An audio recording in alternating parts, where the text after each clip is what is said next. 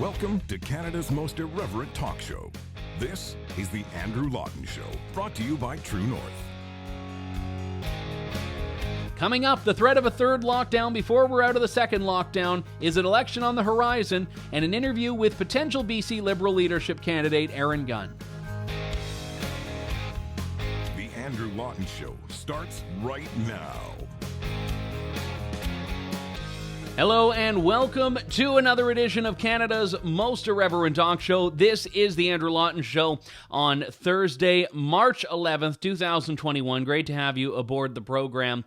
I am going to be talking later in the show in depth with Aaron Gunn, who is an advocate and activist for taxpayers and civil liberties and all these other great things that you may have heard of. He is entertaining a run for the leadership of the BC Liberals, and we'll talk with Aaron about why that's not actually a bad thing. No, I'm not just selling out and interviewing some Liberal. The BC Liberal is a bit of a different animal, but again, we'll talk about that more later on in the show. I want to talk about the direction things are headed in the pandemic on freedom, and that is something that has been a recurring theme. We've talked in the past about the moving goalposts from the so-called public health advisors, but this story in the Globe and Mail, I think, is giving us a fairly solid roadmap at what may be on the way, at what may be coming down the pipeline. It's based on Ontario, but we know that all of the provinces' responses tend to be interdependent for the most part when it comes to these sort of things. The headline: we now have 2 pandemics, variant cases soar in Ontario. The story is based on a brief from Ontario's COVID-19 science table. These are the people who have been behind the modeling that's been wrong pretty much every single time.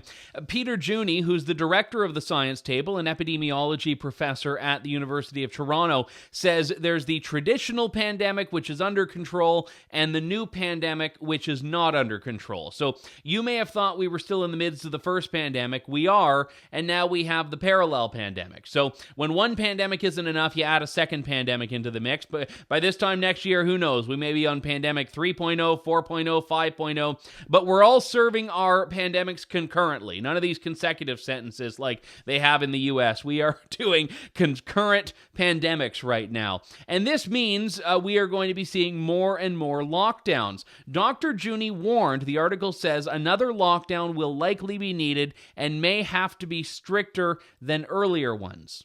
He says, even at their strictest, Ontario's lockdown measures never drove the reproductive number of variant cases below 1.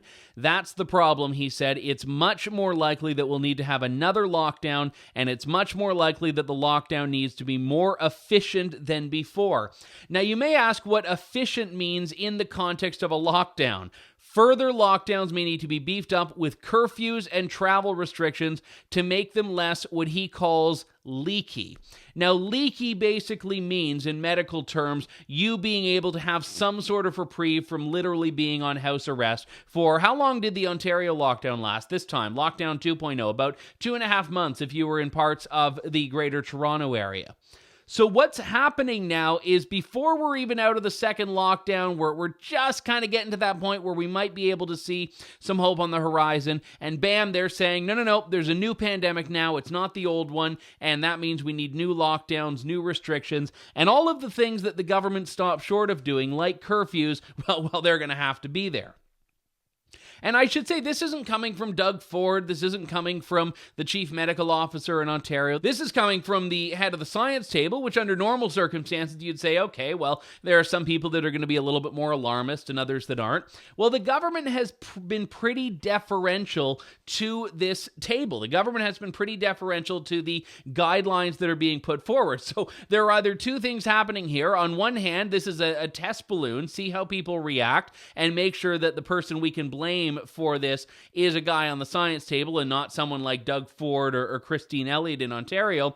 Or they're just trying to put this out now so that when the government does, 90% of this really strict lockdown, it looks like they were being more reasonable because, at least they didn't do a curfew. At least they didn't go all the way. That was, I think, the strategy behind what happened in December when all of these media reports were talking about the Ontario government entertaining a curfew, and then all of a sudden the lockdown comes on, there's no curfew. And I'm like, wait, are we supposed to be grateful? Are you supposed to get a gold star? Are we supposed to be relieved that we aren't literally being kept in our houses after a certain point by order of state? No. You don't get brownie points for respecting fundamental freedoms. That is what you're supposed to do. That is the baseline. And at this point, it's looking like we are headed towards a repeat of last year, where things are crappy in the winter months, we get a bit of a normalcy return in the summer, and then once the fall comes, we start ramping right up again until we're, boom, in a full-blown lockdown that in this case they say is going to be stricter than the prior ones. And it may not even take that long. I mean, the first cycle was 1 year. We are now at the 1 year anniversary of the World Health Organization declaring this a pandemic, which means in just a few days, we'll be at the 1 year anniversary of our 2 weeks to flatten the curve, and we will be entering the 13 months of the 14 days to flatten the curve. So what's happening now is those goalposts continue to move based on numbers that have never quite panned out. And this is not COVID trutherism. This is not saying the pandemic's not real. It's not saying there's not a health risk. It means that when numbers have been put forward to justify actions, not only have we steered clear of the worst case scenario, in many cases, we've steered clear of the best case scenario. We've come out better than the best case scenario. And this is something that we should be proud of. We should be happy about this. But instead, there's this sword of Damocles hanging over our heads where governments are going to keep threatening more and more lockdowns because they've moved their priorities. They've moved their goals. Just to put this in context, Ontario's long-term care virus mortality has dropped 96%. Now, this is based on a report from the actual science table, a brief that came out of the latest data from long-term care homes, and they found that 96% drop. So if the goal was, as it should have been, target the most vulnerable, a combination of vaccinations and other efforts at long-term care homes have actually been working. So it's a little bit odd to me that on one hand, we've been told the vaccine is the goal. And once we get everyone vaccinated, then we're going to be able to go back and live our lives normally, and that's fine. Well, if the vaccine schedule is what it is, and we'll be able to get everyone who wants to be vaccinated by September, notwithstanding different schedules and different lines that we get from the federal government about which doses are coming when and all that. But if the plan is that by the fall, we want to have most of the country vaccinated, why is there a need for another lockdown? See, what the government is using as a cudgel here is the variant. And this is what they're saying in Ontario, that, well, you know what, the traditional pandemic strain, the traditional COVID strain has been on the decline. It's plummeted, but the variants have skyrocketed. They're saying, I think, 40% of the Ontario cases are one of the so-called variants of concern, which are the viruses that originated in Brazil, South Africa, and the United Kingdom. You're allowed to say those. You're not allowed to say the Wuhan variant, but you're allowed to say these other three places. So take from that what you will. But what they're saying is that, okay, those are the new things, and they're more infectious, they're more deadly, we have all these other problems that come from that. But it also seems like the vaccine is still protecting people against that. If long-term care fatalities are going down significantly, and that's where the vaccine priorities were, then what's the problem? What are they not telling us? And this, by the way, is not a grand conspiracy here. I think that there's been a lot of ineptitude. I think early on in the process, you had to err on the side of caution, simply not knowing what you were dealing with. But what the government is trying to do, what public health advisors are trying to do, is use the variant as justification to go right back to square one and say, okay, everything we've learned, we're starting from zero. We no longer know what we're dealing with.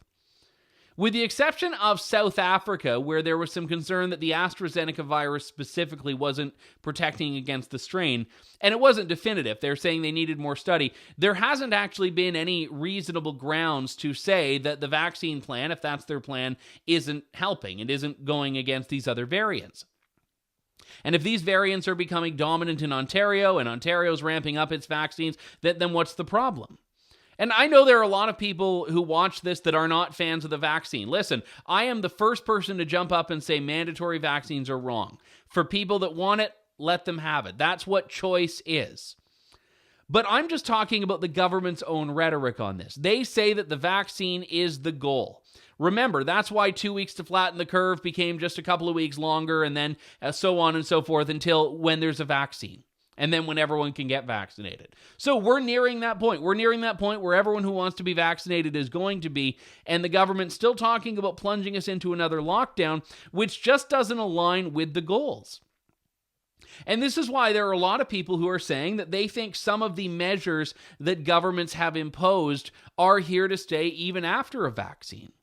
I wouldn't be surprised if masks on airplanes become the new normal. I wouldn't be surprised if masks in venues of mass congregation become the new normal.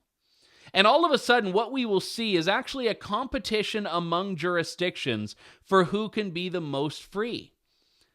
And I think it's actually going to be interesting to watch this, because if countries like Canada decide that if you want to go to a big rock concert in, I don't know, like 2027, you have to be masked up, even though COVID will have been long gone by then, we hope. Well, all of a sudden, everyone's going to want to go to the big concerts in Florida, or what's that? There's a big outdoor venue near me in Michigan, the DTE Center, I think, and other spots like that as well. People are going to want to go elsewhere, and this is, I think, something that is so key.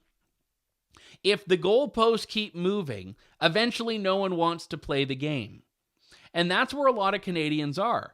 And the government's biggest fear right now is not COVID, it's not the variant, it's not vaccine shortages. Their biggest fear is the delegitimization of themselves. That's their big concern right now, is the pandemic fatigue that is sweeping people in Canada and across the country, but I'll say Canada in particular, which has just seemed to do a particularly bad job at keeping up with even less developed, less wealthy countries when it comes to getting back to normal and getting back into the swing of things. And at a certain point, people have to start seeing through the making it up as they go along trend, which again may have been good for the first few months. Maybe even you can stretch it out to 4 or 5 months, but a year in, the making it up as you go along thing loses the legitimacy it had then, because you've had a year. You've had a pretty long runway right now. One example of this in action was this exchange it wasn't in question period, it was in committee, an exchange between Michelle Rempel, who we actually played a clip from on the show earlier in the week, and Health Minister Politburo Patty Hajdu. Take a look. My question is material, and I would like a yes or no answer. So out of respect to that victim, a yes or no answer is needed. Thank you. The data. Go ahead. The minister will answer the question in the fashion she chooses to answer the question. Whether or not the member is satisfied with the answer is an entirely different matter. She will have the same amount of time to answer the question as was to ask the question. So with that, Minister, you have about 10 seconds. Thanks. I will just say this. The data is incomplete internationally. We are, as a world, trying to figure out what the best approach is to prevent the importation of COVID-19, the combination of quarantine and testing, and we are it is under study. Thank you. So is that an admission that this was a political decision to discourage March break travel as opposed to a data-driven decision that shows that the quarantine hotel program would do better at spreading the variants than at-home quarantine?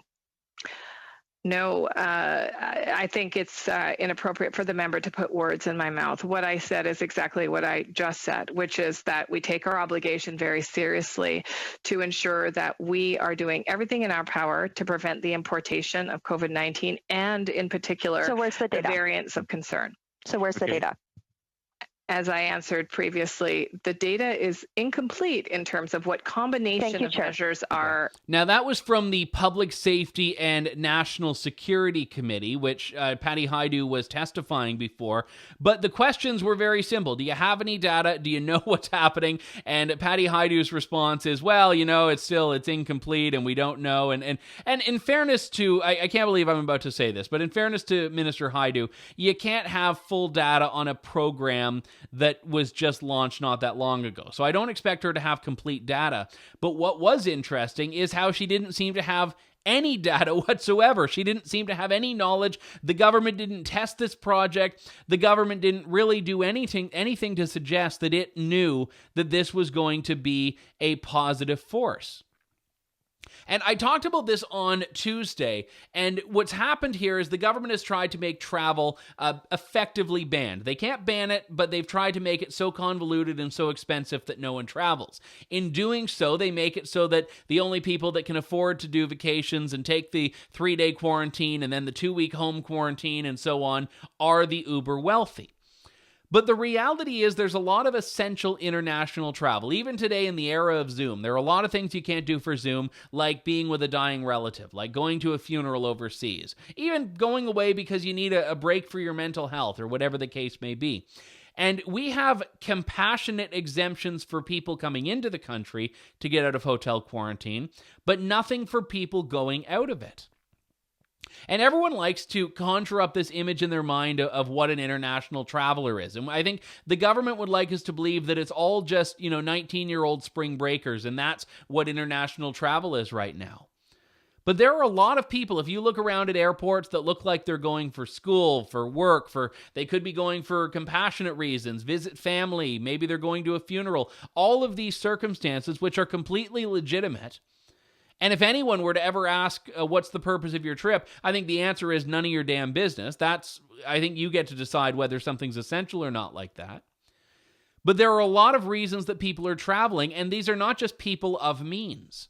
So what the government is doing is penalizing people who, for whatever reason, want to or need to leave the country and come back. And there is a legal challenge going on about this. The Canadian Constitution Foundation is filing a constitutional challenge of the hotel quarantine program. And the basis of this is very simple. They say this is a violation of Canadians' right to enter Canada. It's a violation of their right to liberty. And it's a violation of their right to be free from arbitrary detention, as well as free from cruel and unusual punishment. And if you look at some of the conditions of these hotels, you can see how cruel and unusual punishment actually applies to some of these airport hotels. And I'm looking right now, I got my own passport out. I dug my own passport out because I had seen people share this. And to be honest, I'm not sure if I had ever read the message that's on the opening page. I don't think there's anything here you can't see on it, but it says, "The Minister of Foreign Affairs of Canada requests in the name of Her Majesty the Queen all those whom it may concern to allow the bearer to pass freely without delay or hindrance and to afford the bearer such assistance and protection as may be necessary." Pass freely without delay. That's the point. And like all constitutional freedoms like this, the government is choosing to ignore it under the auspices of public health advice that isn't really rooted yet in any sort of science. I say yet because if they were to come out and say, well, actually, here's the science, great. And that's part of what the CCF is trying to do in its legal challenge. They're actually trying to get the government to pony up its data. And you may remember this is also part of the James Coates case in Edmonton, where the Justice Center for Constitutional Freedoms is trying to get the government to say, you say that churches can't operate at the capacity limits they want, great, show us the numbers. It's on you. You're the one that's putting this limit in. You're the one that's limiting charter rights, constitutional rights. You therefore have to be the ones to provide the evidence that that is a reasonable limitation, a reasonable limit of one's freedoms. And it's going to be very difficult for governments to provide that if they, as it's looking like, genuinely do not have it. If they genuinely don't have the data on which they are resting their entire apparatus. And I will say the CCF case, what's interesting about it is they are representing 5 people who need to travel imminently or who have recently returned from doing so. One of them was a guy with a cross-border marriage who needs to help his wife, who's disabled, prepare for surgery. There are other reasons, as I've said, that aren't just spring breakers or, wealthy elite family vacations where people are needing to go abroad. And doing so and subjecting them to this 3-day hotel imprisonment, which I think actually the prisons are giving you better food. So that's one thing to keep in mind. But doing this, if it's not providing a benefit in any public health sense, where's the justification for it? And remember, we already have this only is for air travelers. This isn't for land travelers. So for air travelers, we already have the requirement of a PCR test before you come in. We already have the requirement that you quarantine for 14 days at home. We're not adding any extra layer of security. We're adding an extra filter layer. We're adding an extra layer of theatrics, but we're not actually adding an extra layer of security when we do this. It came about because government needed a scapegoat. They needed to say they were doing something. They needed to keep the fear alive. So boom, international travel, they became the scapegoats. Canadians are starting to see through it, and I think Canadians are starting to see that the numbers just don't align with the level of fear we're told to sustain. We've got to take a break. When we come back, more of the Andrew Lawton Show here on True North. You're tuned in to the Andrew Lawton Show.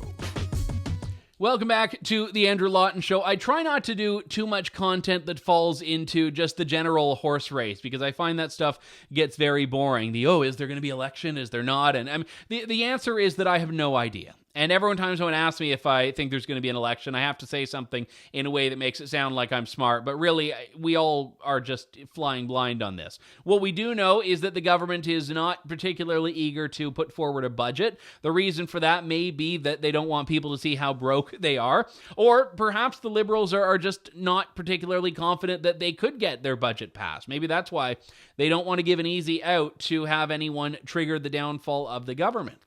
I don't think that the government wants there to be an election when Canadians are wondering, hey, why can't we get vaccinated? When Canadian politicians are talking about a third lockdown. Ideally, you'd think Justin Trudeau would want to be campaigning when he can do the George Bush mission accomplished banner behind him and say, yes, we defeated the pandemic, we defeated COVID, and now you've got to re-elect me. That, I think, would be what he wants. Now, if he wants to do that, he has to actually do it. And right now, we're nowhere near on track to do that. But there still is a big problem for the Conservatives, because a lot of people on the right say, you know what, my singular goal is I want to get rid of Justin Trudeau, so we need an election. But if you're going to do that, you better make sure you can win. That was what Sun Tzu said in The Art of War. If you're going to go to war, you better make sure you have a plan for victory. And right now, I don't think the Conservatives have that. Now, they've got this weekend coming up their virtual convention. And like any virtual convention, generally speaking, I don't particularly care about it. This one I might tune into a little bit, but basically the Conservatives are trying to have their first opportunity to rally together since Aaron O'Toole was crowned the leader back in August. And Aaron O'Toole says that it's going to be a turning point for the party. There was a piece in the National Post, though, that seems to suggest there is a bit of discontent coming from the ranks of the Conservative caucus, basically wanting to know, hey, where the heck are we? Feeling a bit stagnant. And you always have to be careful about these stories which rely on unnamed sources, and you never quite know how strong the connections are between the reporter and the so-called caucus members. Don't want to accuse them of making it up, of course, but the problem with these sorts of things is that they feed into the media narrative, which is that the Conservatives are just nowhere to be found on this. And I would say that's true. I mean, the goal of the opposition is to oppose. That's their job. And whenever they say that Trudeau is screwing this up and screwing that up, but not wanting an election, you always have to wonder, well, hang on. If you say this is so terrible, why are you not pushing for an election? Why are you not pushing for a changing of the guard? And the reason is because in Canadian politics, generally speaking, there's a belief that I think has some merit that if you push the election, you get punished for it. If the election is your responsibility, you're the one that the voters will retaliate against in a little bit of a way. I mean, it doesn't mean you automatically lose, but maybe it costs you a couple of points. Especially, the theory goes, in the midst of a pandemic, when everyone's saying that, well, you know what, no one wants to go to the polls in a pandemic. Well, the problem with that is that, well, there are a few problems. Number one, we've seen provinces in Canada go to the polls without issue, except for Newfoundland, which just screwed things up so bad. The U.S. went to the polls. Other countries have gone to the polls. If this were just going on for 1 year, you may be able to suspend democracy. But if we are going to be heading into a 3-year multi-pandemic, multi-lockdown ordeal, you can't just indefinitely hold off elections but there's a pandemic. Well, great. Apparently there's always going to be a pandemic, or 2 or 3 or 4 or 5, like we were talking about at the beginning. So don't let that be an excuse for not going to the polls. I'd say when there's a time of crisis and you need good government, that's when it is especially important to have an election. Now, I'm not pushing for it. What I'm doing is I'm dispelling the excuses that people tend to use. But I think the reason the Conservatives are not pushing for an election is because I don't know if the Conservatives think they have a message that is ready to be sold yet. I don't think they have a platform. I don't think anyone knows Aaron O'Toole. Aaron O'Toole has repeatedly introduced himself to the voters, but in doing so, I maybe people aren't paying attention. Maybe he hasn't captured what it is that they need to see about him yet. And the NDP are just completely broke. They don't want an election for their own selfish reasons because they don't think they're going to do particularly better. The Bloc Québécois is kind of interesting. I mean, they're in a pretty good spot right now. They may not want to take the risk of their seat count going down. But it's important to note that whether or not there's going to be an election has nothing to do with whether or not there should be an election. It has nothing to do with anything like that. It has to do with whether one single party decides that it wants to get behind the Liberals. If one single party between the NDP, the Conservatives, and the Bloc Québécois backs Trudeau, he's in power and could go the distance. Could be there 4 years. Who knows? That's what it comes down to. So ask the questions of your MPs, sure. But it is important to see through the opposition from those three parties when they're not prepared to go as far as to say, all right, I'm voting against confidence in this government. When we come back, we'll talk to Aaron Gunn here on The Andrew Lawton Show. Stay with me. You're tuned in to The Andrew Lawton Show. We are back. I know being in Ontario, I sometimes drift towards Ontario politics when I feel it has a national focus, so I do hope you forgive me for that. But we're making up for it today. As many of you know, I was in British Columbia last week doing filming and production on Assaulted, Justin Trudeau's war on gun owners. And while I was in BC, I had a down afternoon. Not sad, but I mean, I didn't have anything scheduled. So I decided to catch up with an old friend of mine, Aaron Gunn, who has done tremendous work around BC, and I would say around the country, advocating first for taxpayer interests, and he's since broadened that to a lot of other solid, small C conservative ideas.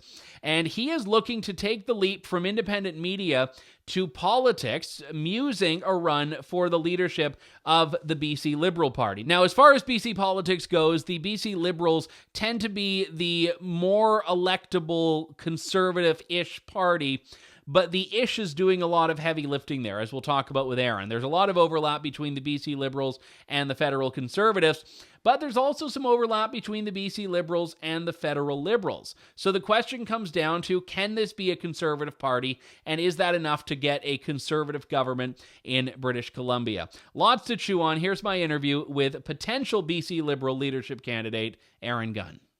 Aaron Gunn, he's been a friend of True North. Good to talk to you. It's great to be here.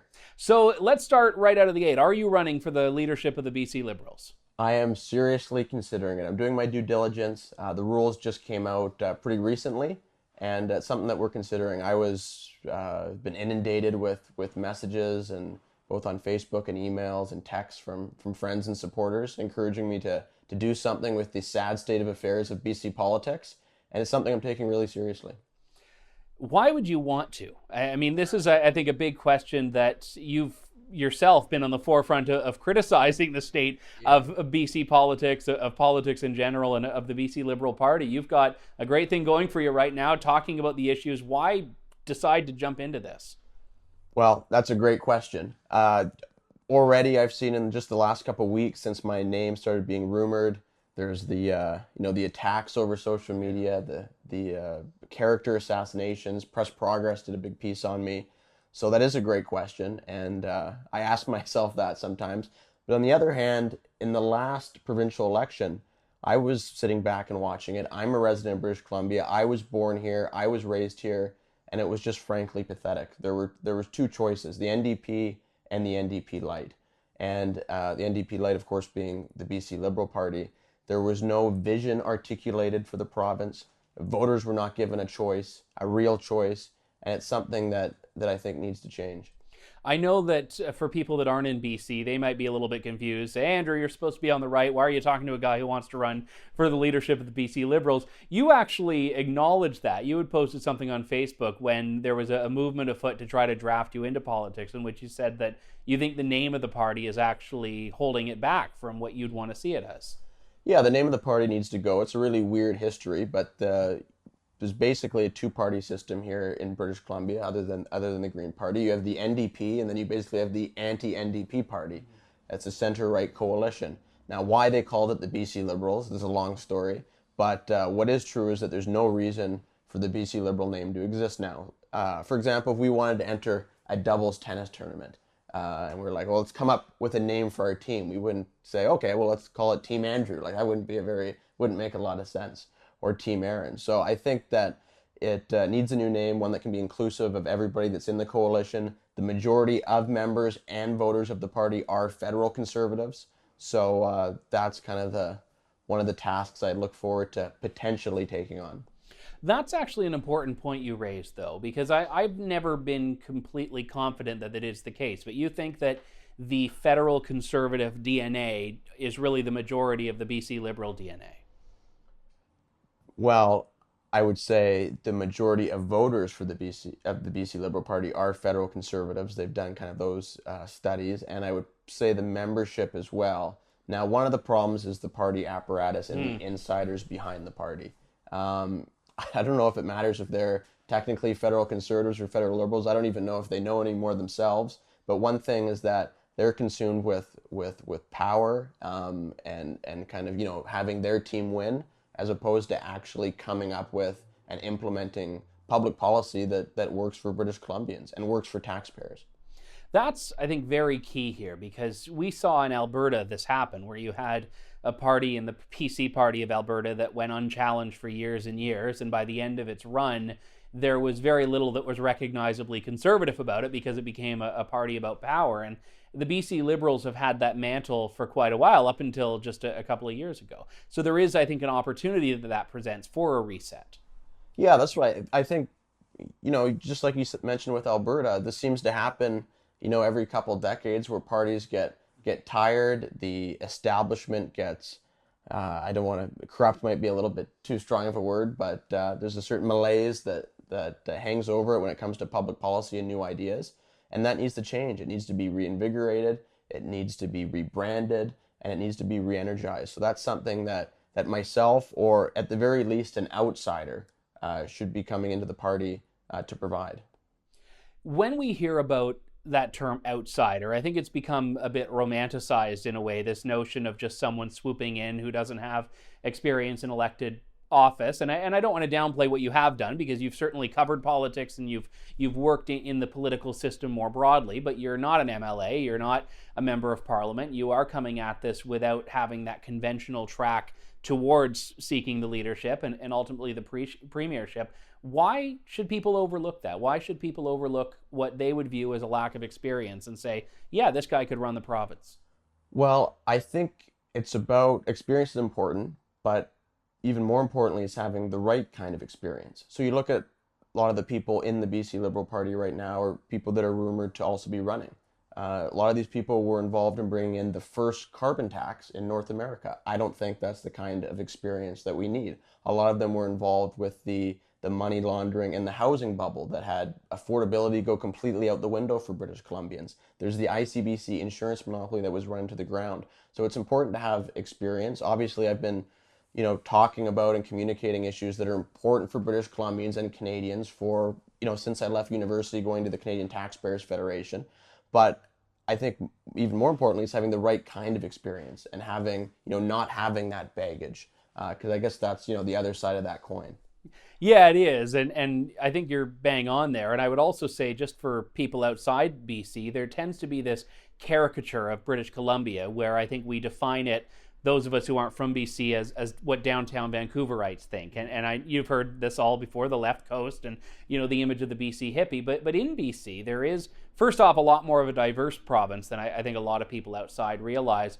But a lot of people that are similarly frustrated at all those things you just mentioned, the carbon tax, the housing situations, even if they don't identify as conservative politically, would probably align with someone that's bringing a small c conservative vision to the province's politics. Yeah, and it's not about conservative or liberal. I get asked this question a lot. It's about common sense. It's about public policy that works for people. It's about, realism in public policy.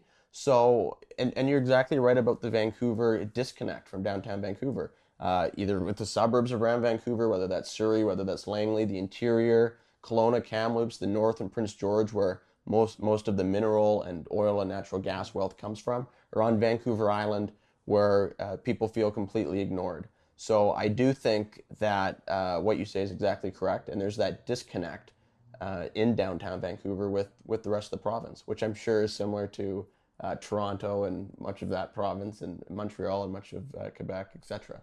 Yes, and I don't know if every province has that. Certainly in Ontario, you see that dynamic where people feel that the decisions are made by a few square kilometers in the Toronto area, and that's where the population is, and I'm assuming BC is very much like that as well. So how do you break through that with a vision that, and I'm looking beyond the leadership right now, assume you were the leader of the Liberals, you're running province-wide, how do you break beyond that regional imbalance and put a vision forward that is not going to scare people away, but at the same time is going to be solid to these principles that you've espoused for years?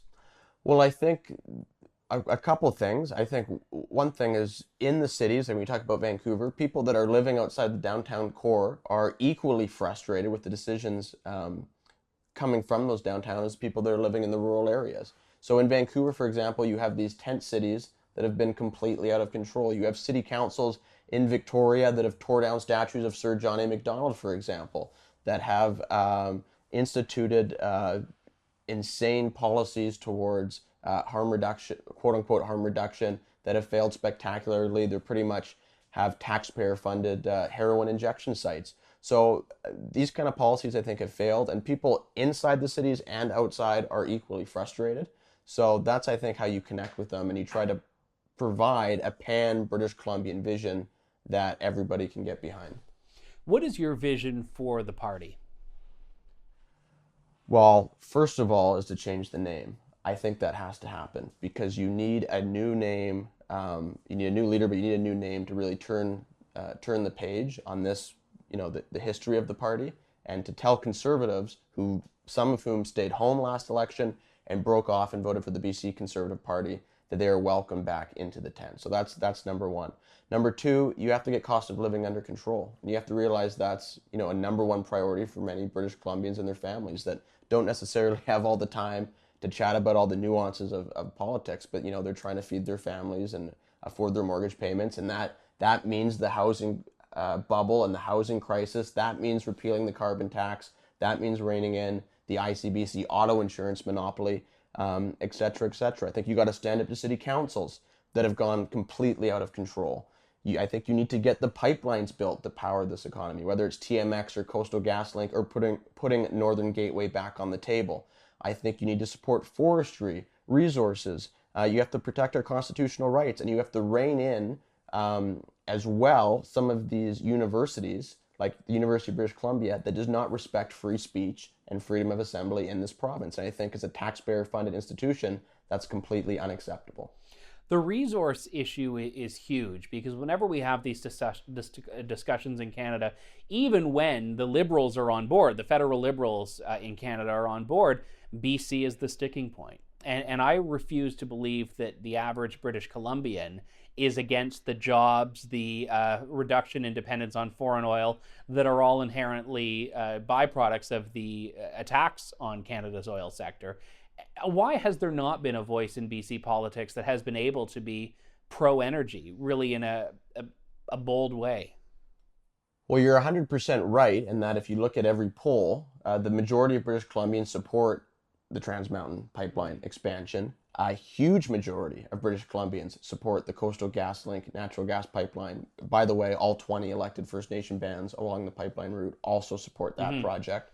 I think what you're missing is you're missing a politician with backbone who isn't afraid to champion Canadian oil and natural gas and say, you know what, this actually makes the world a better place. As long as we need oil in the world, as much of that oil as possible should be coming from Canada. When it comes to natural gas, that's good for the environment in every way imaginable because you're sending it off to China to help displace coal. So I think you need a champion who isn't afraid to stand up for his principles, isn't going to back down because they're scared of a bad headline with the CBC, and really sticks to his guns. So that's what I think has been missing, is a champion for those issues, and as you mentioned, energy.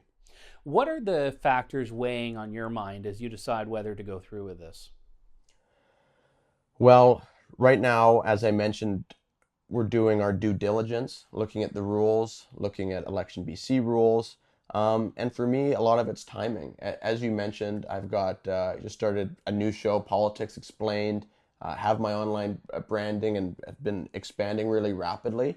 And this isn't my first choice of time to get involved into politics. I've chatted openly with individuals like yourself, other people in the movement. As you know, I'm a movement guy, about how one day, down the road, I might get involved into politics. But why I might be getting involved now is just the genuine frustration with lack of choices. There's no choices articulating these values, articulating an actual vision for this province. And if somebody stepped up to the plate that I thought, checked all those boxes, I'd be more than happy to support them from the sidelines and continue doing my thing. So it's a long runway. The vote's not till February 2022. And so one of the reasons why is I'm waiting to see if somebody actually gets in and starts articulating those things in which I believe and which I think, a large number of British Columbians believe as well. When you look at the landscape of BC politics, is the issue that the people that you've just described don't exist, or is it that they exist but are just not wanting to seek a leadership role at this point, or don't think it's viable for them to do so? Well, I think there's a lot of apathy in British Columbia. I think the British Columbia Liberal Party has just, as I mentioned earlier, there's kind of a malaise has been set on top of them. There's been no kind of new ideas. And then I think also, who would want to get involved in politics? Now, if you... it goes back to the first question of why on earth do you want this? If you had a successful career in the private sector, why would you possibly want to get involved in politics and take the torrent of abuse that you're inevitably going to receive? So I think that's, I think that deters a lot of people. For whatever reason, my brain has been wired in such a way where, that's something that I can deal with, or my skin is thick enough. But for me, honestly, it's not really that I want to do it, or it seems like a great opportunity. It's that I'm tired of sitting on the sidelines. I remember sitting there during the last provincial election, watching the debate, and just being like, is this the best we can do? I really think, British Columbia, third biggest province in Confederation, plays a very important role in these, constitutional debates regarding infrastructure like pipelines. And I really think it needs better leadership. And this is not a publicity stunt. If you do this, you're a serious candidate. 100%. I'm only going into this to win. If I go into it and make the final call, we've already got, a team together that's discussing the possibilities. And, like I said, we have to do our due diligence, but there's no publicity stunt. Trust me, we did the cost benefit analysis, and this would be there's too much incoming that I would receive specifically, as you've seen with the press progress report, where I would be doing this for mere publicity. I try not to put too much faith in anything press progress writes, but in that story they talk about a few of the so-called expert brigade that tends to think that the rules might be stacked against you and you might not even be allowed to run. Is that a serious risk, or is that just press progress being press progress?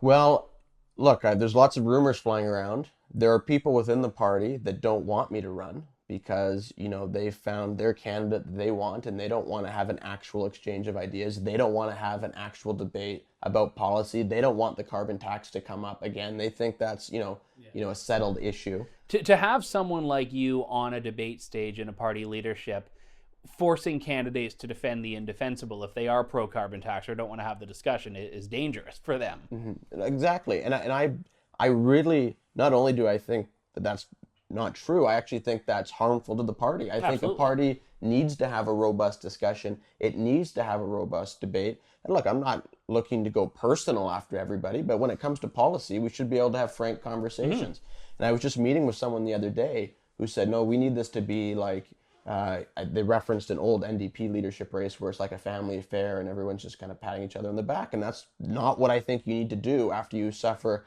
a humiliating election defeat. I think you really need to take a look in the mirror and hash it out about a path forward for this party. And that's what I think is needed. And some people don't like that fact because they're probably cozy with their little enclaves of power that they've carved out for themselves in the existing party.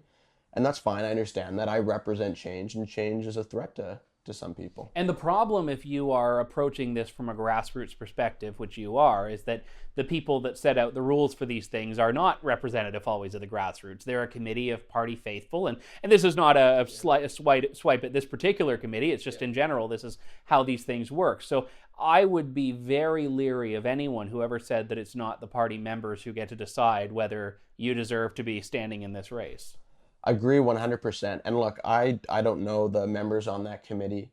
I try to follow practice in life where I assume the best until, provided with evidence that... Well, you're not going to fly in politics if that's your attitude, but carry on. Until provided with evidence of the contrary. And right now it's just rumors and speculation. I know that they're trying to, I think the other campaigns are trying to push that narrative forward because it makes me seem like some kind of extreme candidate or something like that, which I don't think is obviously not true at all. So, and look, here's the other thing. This is why I really don't think it's going to happen.